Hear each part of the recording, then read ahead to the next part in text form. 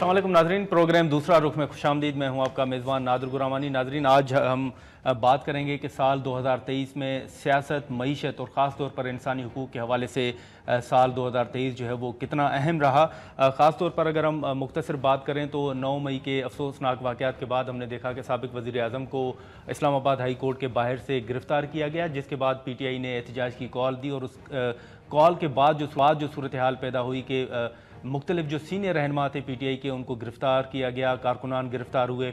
और इन गिरफ़्तारियों के सिलसिले के बाद हमने देखा कि साल 2023 में प्रेस कॉन्फ्रेंसेस का सिलसिला जो है वो शुरू हुआ। कई रहनुमा जो हैं उन्होंने PTI को खैरबाद कहा। कई रहनुमा जो हैं अब भी जो है वो हैं मंजर आम से गायब हैं और कुछ रहनुमा जो हैं वो बैरून मुल्क में मौजूद हैं।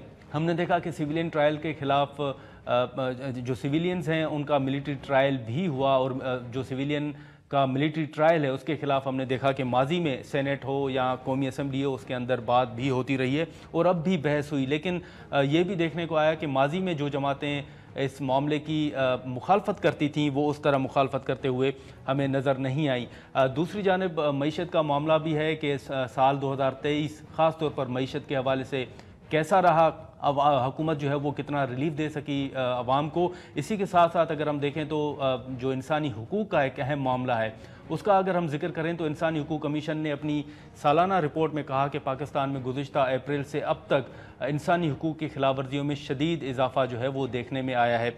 इसी पर हम अगर बात करें तो मीडिया की आज़ादी के हवाले से भी पाकिस्तान को ख़तरनाक मुल्क जो है उनमें शुमार किया गया है। फिर एक दूसरा अहम मामला भी है कि साल 2023 में भी लापता अफराद का मामला जो है वो हल नहीं हो सका। आपको याद होगा कि माजी में जो 16 माह इत्तेहादी हुकूमत रही PDM की, उसमें पीपल्स पार्टी भी शामिल रही। उस वक्त शहबाज शरीफ ने कमेटी बनाई थी और उस कमेटी ने कोयटा का दौरा भी किया था, लेकिन अब भी लापता अफराद का मामला जो है वो हल नहीं हो सका और अब भी जो लापता अफराद के लवाहिकीन हैं वो सरापा एहतजाज हैं। हम इन तमाम मौज़ूआत पर बात करेंगे कि इंसानी हुकूक़ के हवाले से, सियासत के हवाले से साल 2023 जैसे मैंने शुरू में जिक्र किया कि कैसा रहा, कहाँ कहाँ हुकूमत को फ़ैसले करने चाहिए थे जो वो नहीं कर सकी।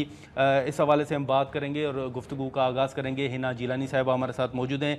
बहुत शुक्रिया हिना साहिबा। इस वक्त अगर हम शुरू में ही जिक्र करें इंसानी हुकूक़ के हवाले से, तो आपकी नज़र में, जैसे मैंने माजी में जिक्र किया कि हर हुकूमत दावे करती है, कमीशन बनते हैं, कमेटियाँ बनती हैं, आप क्या देख रही हैं 2023 इंसानी हुकूक़ के हवाले से कैसा रहा?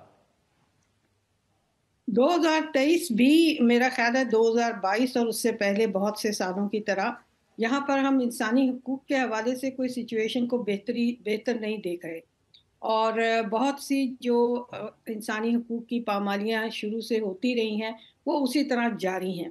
लेकिन 2023 के हवाले से एक दो चीज़ें जो हैं वो ज़्यादा अहम हैं इस वक्त बात करने की, और वो है कि जब ये एक सियासी बहरान आता है और कॉन्स्टिट्यूशनल बहरान आता जी। है, तो उसमें तो बल्कि ज़्यादा ये एक्सपेक्टेशन होती है कि रूल ऑफ लॉ को अपहोल्ड किया जाए ताकि सूरत हाल स्टेबल हो।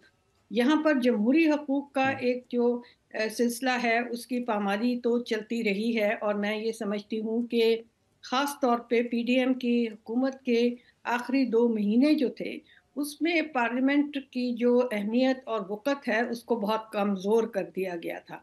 और बहुत सा हमने देखा कि जो हमारी ख्वाहिशात रही हैं कि सिविल जो सुप्रीमेसी है उसको एस्टैब्लिश किया जाए, वो अगर किसी हद तक ज़बानी तौर पर कहा भी जाता रहा, लेकिन इन एक्चुअल फैक्ट वो इस तरीके से सरेंडर कर दी गई कि उसका नतीजा ये हुआ कि पार्लियामेंट ने कई ऐसे क़वानीन जल्दी में पास किए जिनमें बहुत से इंसानी हकूक़ के हवाले से रिस्पेक्ट की कमी नज़र आई। मैं ये भी समझती हूँ कि ये पहली दफ़ा मैंने देखा है कि कोई ऐसी इंटरिम गवर्नमेंट आई है जिसने एक सिग्निफिकेंट लेवल पर अपनी जो जुरिस्डिक्शन है उसको एक्सपेंड किया है अननेसेसरीली। और इसके अंदर जो सबसे ज़्यादा, और आपने इसका ज़िक्र भी किया, जो इंडिकेशंस मिल रही हैं पॉलिटिकल इंजीनियरिंग की मुख्तलिफ तरीक़ेकार इस्तेमाल करके, वो ज़्यादा अफसोसनाक नज़र आ रही है। मैं ये मानती हूँ कि 9th ऑफ मई के जो इंसिडेंट्स थे उनमें कुछ ऐसे वाक़यात थे जिनके ऊपर रियासत को रूल ऑफ लॉ एस्टैब्लिश करने के लिए قانون کو انفورس کرنا ضروری تھا، لیکن آہستہ آہستہ ہم نے یہ دیکھا کہ لوگ جن کے اوپر چارجز لگائے گئے ان کے نمبرز بھی انکریز ہوتے گئے. پھر ہم نے یہ دیکھا کہ اتنی دیر تک چارجز لگانے کے باوجود ٹرائلز نہیں ہوئی. آج بھی ہمیں کچھ ایسا حتمی اندازہ نہیں ہے. لیکن جی لیکن ہنا صاحبہ، آپ نے دیکھا کہ ماضی میں، جیسے میں نے شروع میں ذکر بھی کیا، کہ پارلیمان کے اندر ہم نے دیکھا کہ جو مختلف ایشوز ہیں جس پر مختلف سیاسی جماعتیں سٹینڈ لیتی رہی ہیں، آپ کو لگتا ہے کہ اس بار پارلیمان کے اندر وہ جماعتیں بھی کمپرومائز نظر آئیں، انہوں نے وہ آواز نہیں اٹھائی جو ماضی میں اٹھاتی رہی ہیں؟ دیکھیے، ہم نے تو پہلے 2022 کے حوالے سے یہ بھی کہا کہ یہاں پر ایک ایسی پارٹی تھی جس نے پارلیمنٹ کی توقیر کو بہت کم کیا. جب وہ ووٹ آف نو کانفیڈنس ہوا تو بجائے اس کے کہ پارلیمنٹ میں بیٹھتے، انہوں نے پارلیمنٹ کو کمزور کر دیا اور پارلیمنٹ سے، نیشنل اسمبلی سے وڈرا کر گئے. پھر 2 پروونشل اسمبلیز انہوں نے بغیر کسی وجہ کے اور کسی پولیٹیکل ایڈوانٹیج کے بغیر انہوں نے ان کو ڈیزالو کیا، جس سے ایک کانسٹیٹیوشنل کرائسس اور بحران پیدا ہوا. تو جب ایک پارٹی نے یہ حرکت کی تھی تو اور اس کی کنڈمنیشن دوسری پارٹیوں نے کی تھی، تو میرا یہ سوال ان لوگوں سے یہ ہے، ان پارٹیوں سے، کہ آپ نے جس چیز کو کنڈیم کیا اسی کو آپ نے پھر اپنے ایکشن سے وہی حالات پیدا کیے. آپ نے کتنی تقویت دی پارلیمنٹ کو اور کتنی عزت دی پارلیمنٹ کو، یہ سوچنے کی بات ہے. رول میکنگ، لا میکنگ کا جو لیکن پروسیس ہوتا ہے. لیکن ہنا صاحبہ، جیسے لاپتہ افراد کا معاملہ ہے، آپ دیکھیں کہ ابھی بھی لواحقین جو ہیں وہ سراپا احتجاج ہیں. پارلیمان کی آپ بات کر رہی ہیں، اگر یہی صورتحال رہتی ہے تو پھر آپ کو خدشات کیا ہیں کہ 2024 دیکھیے، میں کیا صورتحال ہوگی؟ یہ جو انفورس ڈس اپیرنسز کا معاملہ ہے، یہ اس سال شروع نہیں ہوا. یہ ایک بہت پرانی بیماری ہے جو اس ملک کو ہے، اور ہماری جو ہیومن رائٹس کا جو ایجنڈا ہے اس کی ٹاپ پرائیورٹی ہے. ہمارا سب سے جو اہم کنسرن ہے وہ ان انفورس ڈس اپیرنسز کی وجہ سے ہے. آپ یہ دیکھ رہے ہیں کہ ایک ایسی ریاست جس کو کسی قسم کی، جس کو کہتے ہیں نا، ایک بلیٹنٹ شرم نہیں رہی ہے. یہ ایسی سیریس کرائم ہے، انٹرنیشنلی اس کو ایک کرائم اگینسٹ ہیومینٹی کہتے ہیں. اور یہ اتنا پیٹرن ہمیں نظر آ رہا ہے کہ یہ اب ایک سیریس اور تشویشناک صورتحال تک پہنچ گیا ہے. ان فیملیز کو دیکھیے جو کوئٹہ سے چل کر اسلام آباد تک پہنچی، ان کے ساتھ انہوں نے کیا سلوک کیا ہے. ان میں انسانیت بھی جو ہے وہ نہیں رہی. اور رائٹ ٹو پروٹیسٹ کو جو ایک رسپیکٹ ملنی چاہیے، بجائے وہ رسپیکٹ دینے کے یہ پروٹیسٹرز کے اوپر تشدد کرتے رہے. اور اس کے بعد جب یہ ایک پبلک پروٹیسٹ ہوئی اور پبلک جو اوپینین ان کے خلاف ہوئی ریاست کے، تو انہوں نے آ کے یہ بھی کہا کہ ہم ان کو چھوڑ دیں گے، اور چھوڑتے چھوڑتے بھی 3-4 دن لگائے. اور اس کے اندر ہمیں شکایات بھی ملی ان پروٹیسٹرز کی جن کو انہوں نے یہ اسلام آباد میں کسٹڈی میں لیا تھا، کہ کوئی اچھا سلوک بھی ان سے نہیں ہوا. ان کے ساتھ ایک حد تک تشدد، ہراسمنٹ بھی ہوئی. تو یہ چیزیں ناقابل برداشت ہونی چاہیے کسی بھی مہذب ریاست کے لیے. ہمارے ملک میں اس کو ایک نارم بنا لیکن دیا گیا ہے.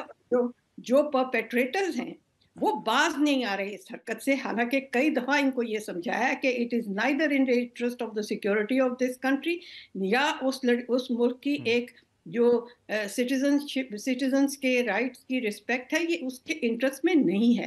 اور کوئی سیکورٹی امپیریٹو اس سے سرو نہیں ہو رہا. لیکن ہنا صاحبہ، اس وقت اگر آپ دیکھیں تو جیسے آپ نے بھی ذکر کیا، ایک سیاسی جماعت تحریک انصاف کے رہنما جو ہیں وہ گرفتار بھی ہو رہے ہیں اور ان کے تحفظات بھی ہیں، انسانی حقوق کی خلاف ورزیوں کی بھی بات کی جا رہی ہے.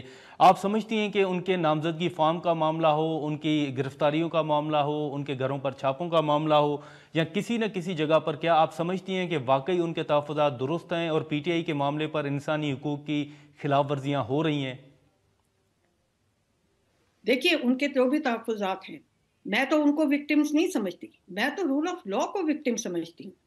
ان کے ساتھ جو ہو رہا ہے وہ ایک عکاسی کر رہا ہے جو اس ملک میں رول آف لا کے ساتھ زیادتی یہاں کی جو ہماری مقتدر طاقتیں ہیں وہ کرتی ہیں.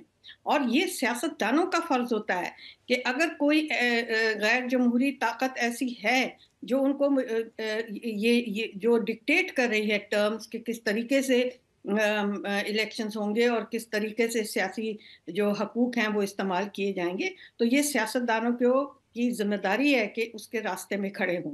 और अगर ये नहीं खड़े होते तो कल को हमें आके ना कहें, जैसे इमरान खान ने कहा कि ये मैं तो कुछ कर ही नहीं रहा था, ये तो सब मुझे डिक्टेट कर रहे थे, तो हम ये बहाने अब सुनने को तैयार नहीं है। हाँ। तो आप क्या समझती हैं हिना जिलानी साहिबा के 2024 में कौन से अहम नुकात, अहम चीज़ें हैं, अहम फैसले हैं जो हुकूमत को करने होंगे, और अगर नहीं किए तो फिर मुल्क में इंसानी हुकूक के हवाले से और बुनियादी हुकूक के हवाले से सूरत हाल जो है वो मज़ीद गंभीर हो जाएगी? देखिए, सबसे पहली बात तो ये है कि पूरा एक कल्चर चेंज करना है। इंसानी हुकूक के जो प्रिंसिपल्स हैं उनकी रिस्पेक्ट के लिए। नंबर एक ये कि हम एक अगर जमहूरियत को यहाँ इस्टेब्लिश करना चाहते हैं, क्योंकि इंसानी हुकूक जमहूरियत में पनपते हैं और एक पॉलिटिकल एनवायरनमेंट में जी। ही पनपते हैं, तो पहले तो सबसे आपको ये बात एस्टेब्लिश करनी होगी कि क्रेडिबिलिटी दें लोगों की चॉइस को। नंबर दो ये कि लोगों की चॉइस से जो पार्लियामेंट वजूद में आती है, ये उस पार्लियामेंट में एंटर होने वाले लोगों की अपनी एक जिम्मेदारी है कि उसकी तौकीर बनाएं, उसकी हकीकत बनाएं, वो एक अहम अदारा है। तीसरी बात ये कि मैं ये समझती हूँ कि यहाँ पर एक जो एक सीरियस क्राइम कंटिन्यूअसली हो रहा है और वो डिसअपियरेंसेस का है, इसको बिल्कुल खत्म होना चाहिए। ये नहीं कि ये कम किया जा सके, दिस शुड एंड। हमारे रूल ऑफ लॉ की ये एक डिमांड है कि अगर किसी शख्स ने कोई गलत काम भी किया है, कोई क्राइम भी किया है, तो अदालतें किस लिए हैं? अप्लाई सामने। डिसअपियर करने का क्या justification? It is one of the most serious crimes in the world. फिर तीसरी बात यह है कि ठीक। अदारों की मजबूती। मेरा अपना ये ख्याल है कि जुडिशरी को भी एक टर्न लेना चाहिए और कॉन्स्टिट्यूशनल सुप्रेमेसी जो है उसको कायम करने के लिए अपनी इंडिपेंडेंस का सबूत दें और ऐसे फैसलों से एहतजाब करें जिससे ये सब लगे कि कोई पॉलिटिकल पार्शियलिटी जुडिशरी में आ रही है। तीसरी चीज ये नहीं। वल्नरेबल कम्युनिटीज की ठीक। प्रोटेक्शन, औरतों की, माइनॉरिटीज की, बच्चों की, इसके लिए जो भी कवानीन बने हैं उनको ज्यादा तकवीत दी जाए और पूरी जिसको कहते हैं ना इंटेग्रिटी से उनको इम्प्लीमेंट किया जाए। ठीक है हिना जिलानी साहबा, बहुत शुक्रिया, आपने टाइम निकाला। नाजरीन, हिना जिलानी साहब को आपने सुनी। ऐसी जहाँ पर हम एक शॉर्ट ब्रेक लेंगे और ब्रेक के बाद जो साल 2023 में जो सियासी हवाले से फ़ैसले हुए, जो तहरीक इंसाफ के तहफ़्फ़ुज़ात हैं, पीपल्स पार्टी ने लेवल प्लेइंग फील्ड की बात की, जो सियासत के हवाले से 2023 में क्या हैपनिंग्स हुई, क्या अहम फ़ैसले हुए, उस पर हम बात करेंगे। नज़ीर लगारी साहब और ज़ैगम खान साहब हमें ज्वाइन करेंगे।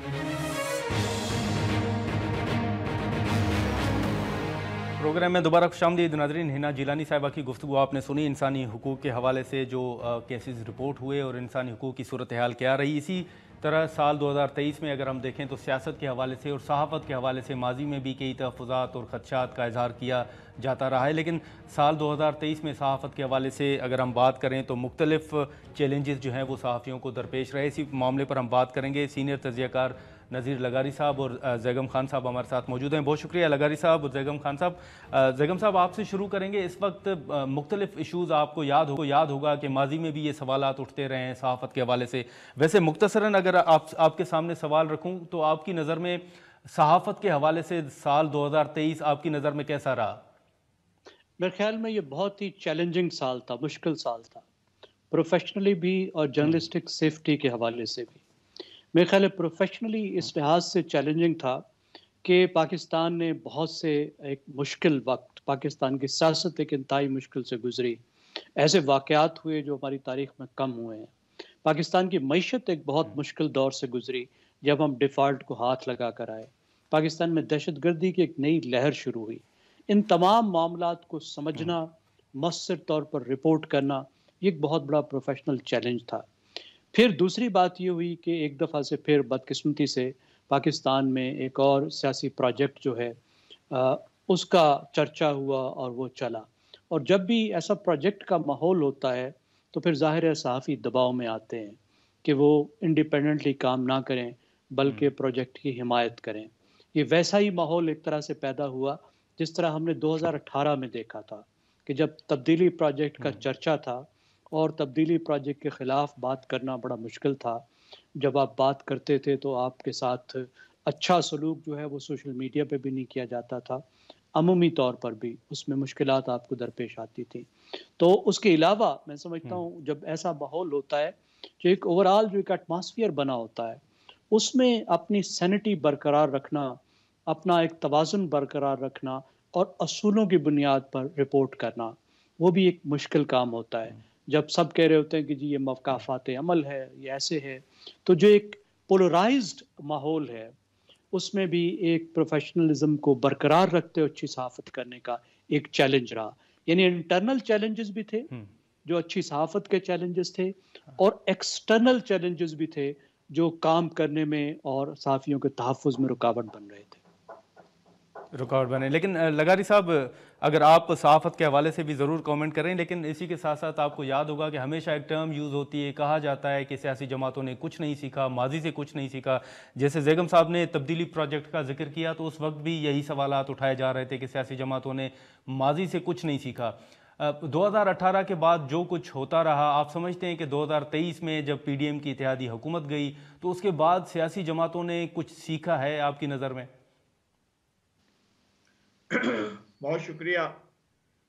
پہلی بات یہ ہے کہ جو بھی نیا سال ہوتا ہے وہ پچھلے سال کے ملبے پر کھڑے ہو کر آغاز کرتا ہے، اور اس کے سامنے ایک بڑا ملبہ بچھا ہوا ہوتا ہے پچھلے سال کا. اس کے بعد جو ہے نیا سال شروع ہوتا ہے.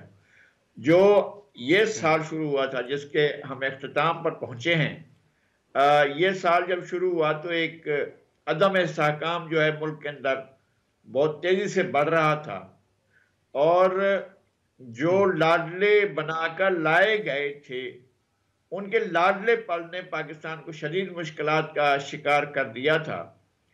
وہ یہ سوال بھی کرنے لگے تھے کہ جناب کون محب وطن ہے، کون محب وطن نہیں ہے. وہ یہ سوال کرنے لگے تھے کہ جناب آئین کیا ہے اور آئین کے تقاضے کیا ہیں. وہ آئین کو آئین ہی نہیں تسلیم کرتے تھے. وہ اپنے طور پر ہی آرٹیکل 5 پڑھ کر آرٹیکل 6 لگانے والے لوگ تھے، اور خود ہی یہ سمجھتے تھے کہ اسی کا نام سیاست ہے. پھر جب اس سال کا آغاز ہوا تھا، اس سے پہلے جو پچھلا سال تھا اس کے آخری دنوں میں انہوں نے ایک لانگ مارچ کیا تھا ایک آرمی چیف کی تعیناتی کے لیے، اور وہ بڑے زور و شور سے کہہ رہے تھے کہ ہم جو غیر محب وطن جرنیل ہیں ان کو نہیں آنے دیں گے. اب ہمیں انہوں نے بتایا نہیں تھا کہ وہ کس کو غیر محب وطن کہہ رہے ہیں اور کس کو محب وطن کہہ رہے ہیں. یہ ان کی کوئی وہ نہیں تھی تشریح، لیکن نجی محفلوں میں جو کچھ کہہ رہے تھے وہ بہت ہی ہولناک تھا اور خطرناک تھا. پھر اس کے بعد پہلے 12 دنوں میں انہوں نے ایک بہت بڑا کھڑاک کر دیا کہ پنجاب اسمبلی سے باقاعدہ ووٹ آف کانفیڈنس لیا، اور ووٹ آف کانفیڈنس لینے کے لیے جو حربے اختیار کیے گئے. ٹھیک ہے بیگم صاحب، جیسے ہم نے ذکر کیا کہ سیاسی جماعتوں نے ماضی سے کیا سیکھا ہے، تو ابھی آپ صورتحال اگر دیکھیں تو وہ نامینیشن فارمز کی ریجیکشن کا معاملہ ہو، میرا خیال ہے ان کے جو تحفظات ہیں وہ بڑے واضح نظر آ رہا ہے کہ بہت بڑی حد تک درست ہے. لغاری صاحب جو باتیں کہہ رہے تھے ان میں سے بہت سی باتیں ان میں وزن ہے اور وہ درست ہیں، لیکن یہاں پہ یہی سوال ہے نا کہ جہاں پہ کوئی قانون کو توڑتا ہے تو اس کو قانون کے مطابق اکاؤنٹیبل بنانا چاہیے، رول آف لا کے تحت انڈر لانا چاہیے.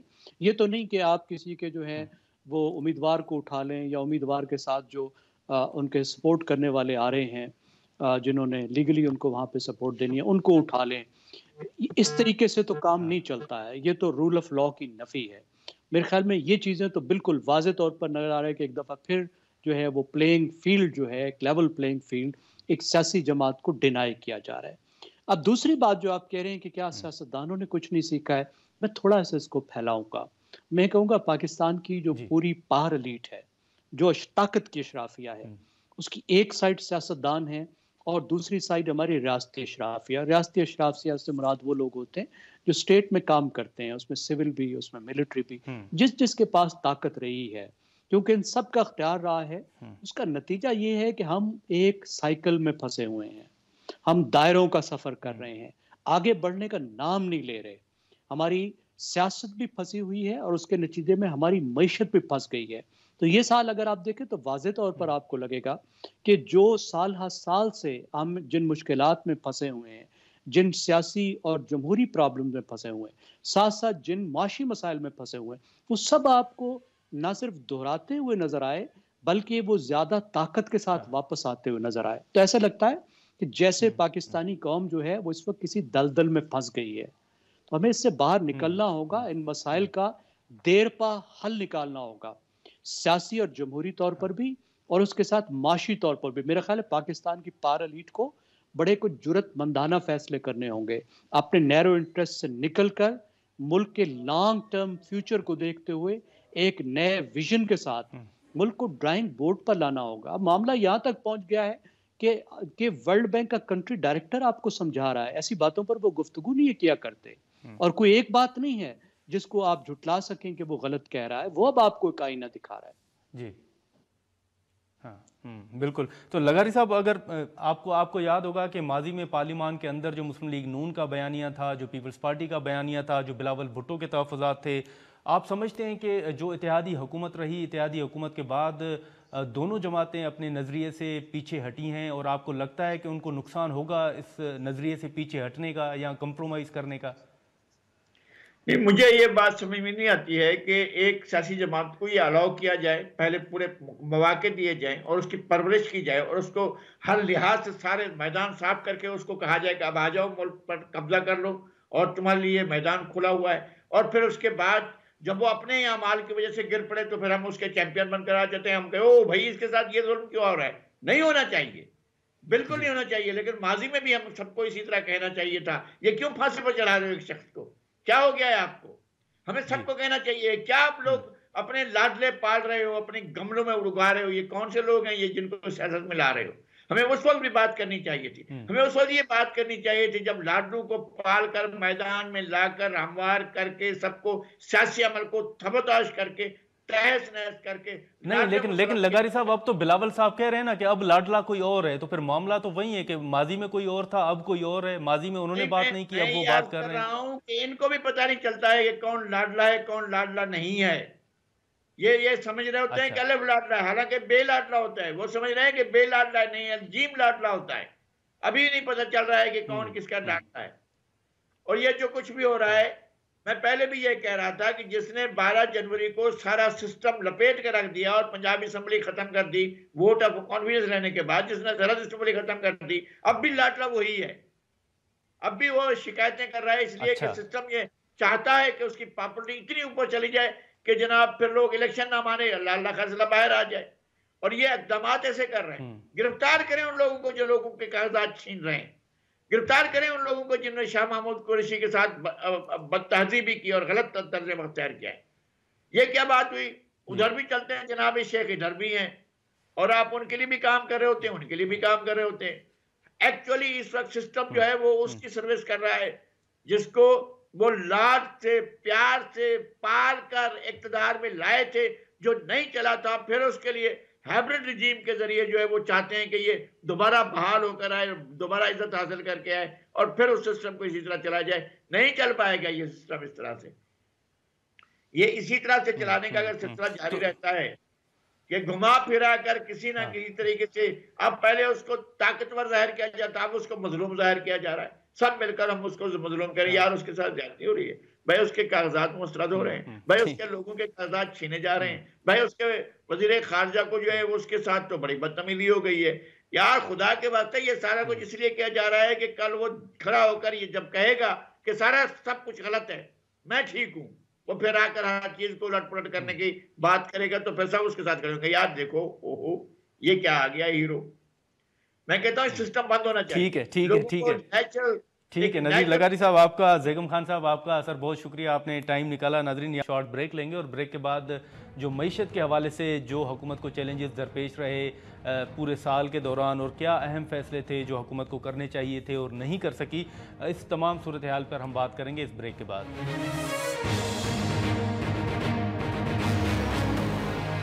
नाज़रीन, प्रोग्राम में दोबारा खुशामदीद। जैसे हमने जिक्र किया कि मईशत के हवाले से साल 2023 जो है वो कैसा रहा, माजी में भी मुख्तलिफ सवालात और तहफ़्फ़ुज़ात का इजहार किया जाता रहा, हुकूमत पर तनकीद भी होती रही, लेकिन ख़ुद हुकूमत साल 2023 में जो मईशत के हवाले से फ़ैसले करने थे, क्या वो फ़ैसले करने में कामयाब हुई या नहीं, इसी मामले पर हम बात करेंगे। डॉक्टर खाकान नजीब साहब हमारे साथ मौजूद हैं। डॉक्टर साहब, बहुत शुक्रिया। इस वक्त अगर हम ख़ास तौर पर मईशत के हवाले से बात करें तो आपको क्या लगता है कि पूरे साल 2023 के दौरान कौन से मईशत के हवाले से अहम फैसले थे जो आप समझते हैं कि हुकूमत नहीं कर सकी, हुकूमत वो फैसले करने में नाकाम हुई, और ओवरऑल आप साल 2023 को मईशत के हवाले से कैसे देखते हैं?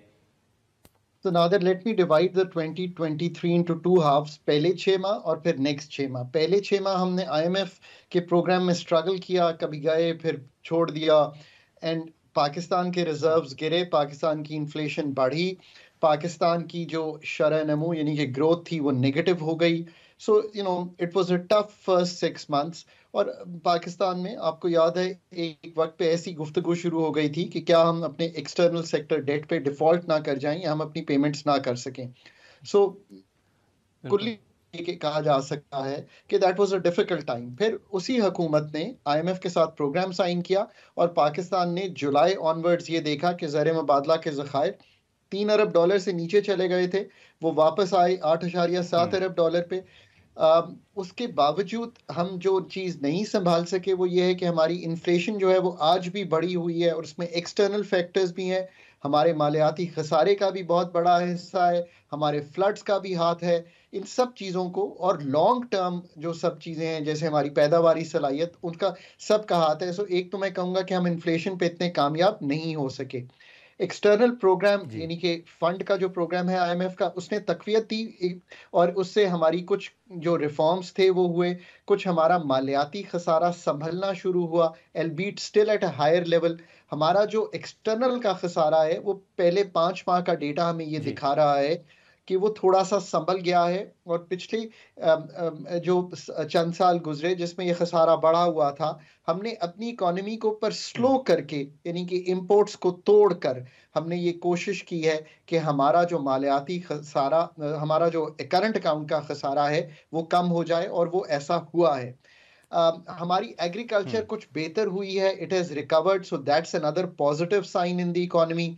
कुछ मैक्रो इकोनॉमिक स्टेबिलिटी जो दिखाई देना शुरू हुई IMF के प्रोग्राम से, उसको तकवीत दी एडमिनिस्ट्रेटिव रिफॉर्म्स ने जो एस्टैब्लिशमेंट ने किए, जिसमें नादर आपने देखा कि स्मगलिंग पे, होर्डिंग पे, डॉलराइजेशन पे, यानी कि ये जो ब्लैक मार्केट बाहर ऑपरेट कर रही थी इस पे।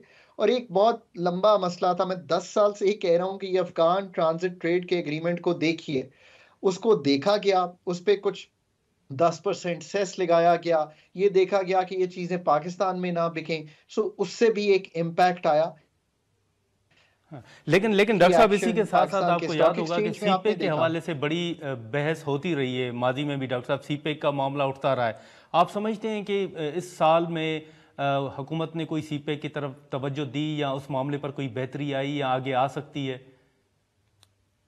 सो आपने बहुत अच्छा ये अब ट्रांजिशन किया कि इसके बाद जो पूरा इन्वेस्टमेंट का पैराडाइम है, क्या उसमें हम कोई खातिर खा गुफ्तगू कर पाए, क्या हम खातिर खा आगे बढ़ पाए। सो सीपेक 2 जिसको कहते हैं नादिर, जैसे आपको $25 अरब सीपेक 1 कह लीजिए उसमें आए, वो पाकिस्तान की इंफ्रास्ट्रक्चर यानी कि पावर सेक्टर में, पाकिस्तान की रोड ट्रांसपोर्टेशन नेटवर्क्स में, इन चीज़ों में आए। तो ये चीज़ें जब तक इस्तेमाल नहीं होंगी और एक्सपोर्ट नहीं करेंगे, यानी कि स्पेशल इकोनॉमिक जोन्स को नहीं भरेंगे, तो सीपेक 2 जो है वो सर्द रवि में रहा पिछले कई सालों से। कोशिश ज़रूर हुई, बट अभी तक मसाइल इतने गहरे हैं सीपेक 1 की पेमेंट्स की कि हम बहुत खातिर खा आगे नहीं बढ़ सके, पर हमने सिग्नल ज़रूर किया है कि हम बढ़ना चाहते हैं। बट यू नो कि एक नया ट्रांजिशन अब 8 फरवरी को होने जा रहा है, so some people are in the waiting.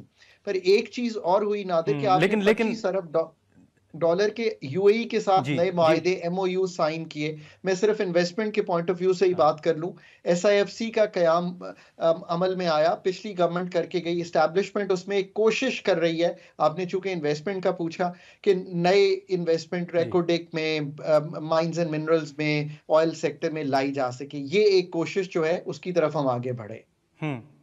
लेकिन डॉक्टर साहब, आपको याद होगा कि IMF का मामला तो हमेशा पाकिस्तान में जो वो ज़ेर बहस भी रहता है। अभी भी हाल ही में मुलाकातें भी हुई हैं IMF के साथ मुख्तलिफ सियासी जमातों की। आपको लगता है कि ये मामला या ओवरऑल चैलेंजेस जो हैं वो अभी भी हुकूमत के लिए मौजूद हैं, IMF का मामला हो या दीगर इशूज़, अगर आप बता सकें? आपने बहुत अच्छी बात सामने रखी। ये तीसरा जुज़ हमारी गुफ्तगू का हो कि आने वाले 30 दिसंबर को ही, जो अब साल ख़त्म हो रहा है, हमने टारगेट्स मीट करने हैं IMF के। तो इंश्योर कीजिए कि अगर कोई चीज़ ऑफ ट्रैक है तो कंप्लीट कर ले, ताकि फरवरी मार्च में जो सेकंड रिव्यू होगा, जो अनदर $700 मिलियन प्लस का होगा, उसको आप कंप्लीटली पूरा कर सकें, ताकि ये स्टैंड बाय अरेंजमेंट की दूसरी किस्त जो अब आएगी 700 मिलियन की, और फिर जो अगली आखिरी तीसरी किस्त है वो हम ले सकें। ये आपने बिल्कुल दुरुस्त रखा, पर मामला इससे बहुत ज़्यादा डिफिकल्ट है नादिर। पाकिस्तान को एक नए IMF प्रोग्राम में जाना है, और मेरी गुजारिश है सब पार्टी से कि उसकी तैयारी कीजिए। एस्टैब्लिशमेंट को उसकी तैयारी करनी है, हमारी जो इस वक्त सिविल ब्यूरोक्रेसी है उसको तैयारी करनी है, और एक टीम पुट टुगेदर कीजिए कि वो ये मामलात बगैर किसी, जिसे कहेंगे, डिले कर पूरे कर सके। अगर डिले जब भी IMF में हुआ है, रिजर्व्स गिरते हैं, इन्फ्लेशन बढ़ती है, मैक्रो इंस्टेबिलिटी आती है। नहीं तो डॉक्टर साहब, आपको याद होगा कि माजी में जब भी IMF के साथ मुआहदा हुआ है तो अवाम के ऊपर बोझ जो है वो ज़्यादा बढ़ा है, कम नहीं हुआ। ये हमेशा तनकीद भी होती है। तो अभी भी आपको लगता है कि IMF की तरफ अगर ये मामला जाता भी है, आप दोबारा मुज़ाकरात शुरू करते हैं, तो फिर आप समझते हैं कि अवाम के ऊपर कोई 2024 में भी बोझ बढ़ेगा या कोई कमी की आपको उम्मीद है? आप खुद अच्छा प्रोग्राम लिखिए।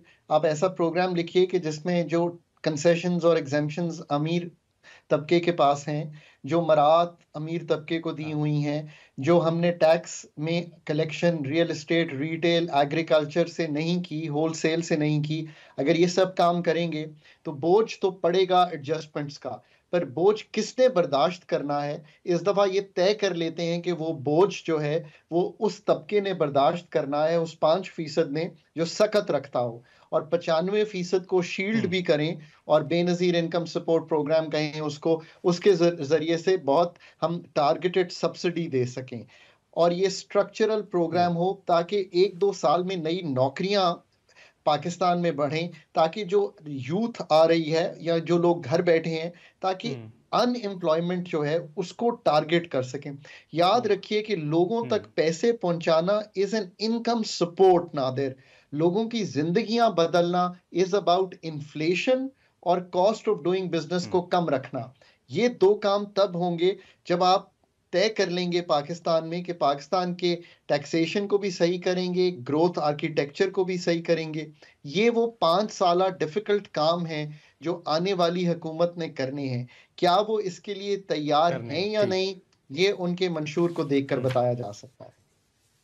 ठीक है डॉक्टर साहब, बहुत शुक्रिया सर, आपने टाइम निकाला। नाज़रीन, गुफ्तगू आपने सुनी कि साल 2023 में ख़ास तौर पर सियासत के हवाले से, मईशत के हवाले से, इंसानी हुकूक़ के हवाले से कैसा रहा। अब साल 2024 इंतखाबात का साल है और 8 फरवरी को इंतखाबात होने जा रहे हैं। 8 फरवरी के बाद बनने वाली नई हुकूमत जो है वो सियासत हो या फिर मईशत हो या इंसानी हुकूक़ के हवाले से कौन से अहम इक़दाम जो है वो करेगी, ये वक्त ही बताएगा। आज के प्रोग्राम में इतना ही, इजाज़त दीजिए, अल्लाह हाफ़िज़।